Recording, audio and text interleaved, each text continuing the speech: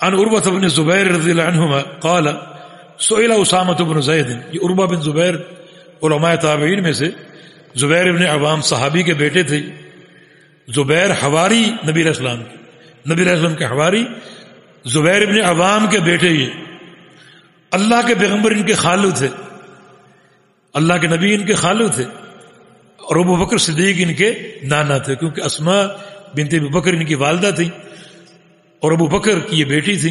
ابو بکر صدیق ان کے نانا تھے، اللہ کے نبی ان کے خالو تھے، اور زبیر بن عوام ان کے والد تھے۔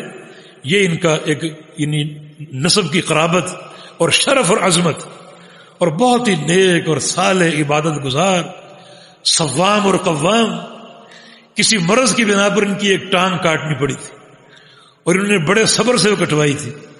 جب ٹانگ کٹ گئی اور لوگ ان کو لے جانے لگے کہ جا کے ان کو کہیں دفن کر دے اس ٹانگ کو، تو کہا کہ میری ٹانگ کو لاؤ ذرا۔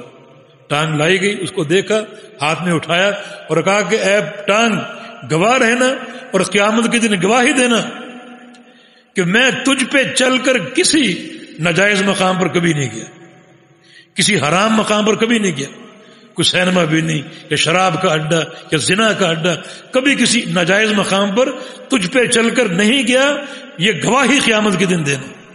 یہ ان کی صالحیت کی دلیل۔ فرماتے ہیں کہ سئل اسامہ بن زید، اسامہ بن زید سے پوچھا گیا، وانا جالس، جبکہ میں وہاں بیٹھا ہوا تھا، ان سے ایک سوال ہوا، کیف کان رسول اللہ صلی اللہ علیہ وسلم یسیر حجۃ الوداع، کہ نبی علیہ السلام حجۃ الوداع میں کس طرح چلتے تھے۔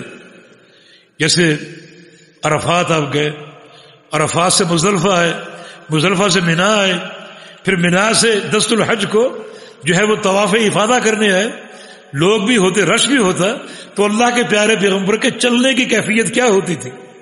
یہ سوال کس سے کیا گیا؟ اسامہ بن زید سے۔ اسامہ بن زید سے کیوں کیا گیا؟ کیونکہ وہ نبی علیہ السلام کے پیچھے سوار تھے، تو آپ سے زیادہ نبی علیہ السلام کے چلنے کی کیفیت کو بہتر کوئی نہیں جانتا۔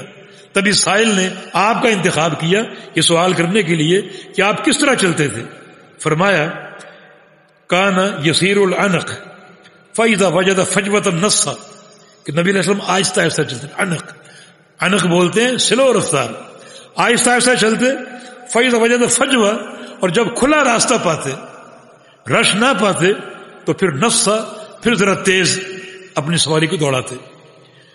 جب رش ہوتا تو رش میں آہستہ چلتے، بڑے وقار کے ساتھ اور بڑی ایک پروقار ایک حالت کے ساتھ، اور تیزی نہیں دکھاتے جیسے آج بعض لوگ گاڑیوں سے لوگوں کو تنگ کرنے کی کوشش کرتے ہیں، دوڑانے کی کوشش کرتے ہیں، اور بعض لوگوں کو زخمی بھی کر جاتے ہیں۔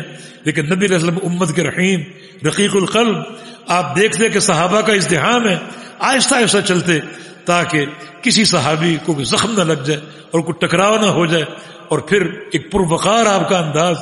ویسے بھی دین اسلام میں بڑا دھیما پن ہے، اور وہ دھیما پن آپ کے انداز میں ہوتا ہے، لیکن جب خلا پاتے، رش نہ ہوتا تو نصا، پھر کچھ آپ تیز اپنی سواری کو دوڑاتے۔ تو یہ جو سفر ہوتا ہے، جو عرفات کا، منا کا، مزدلفہ کا، یا طواف افاضہ کے لیے مکہ آنے کا، واپس لوٹنے کا، یہ سفر اسی وقار سے کیا جائے اور آہستگی اور دھیمے پن سے کیا جائے، نبی علیہ السلام کی سنت ہے۔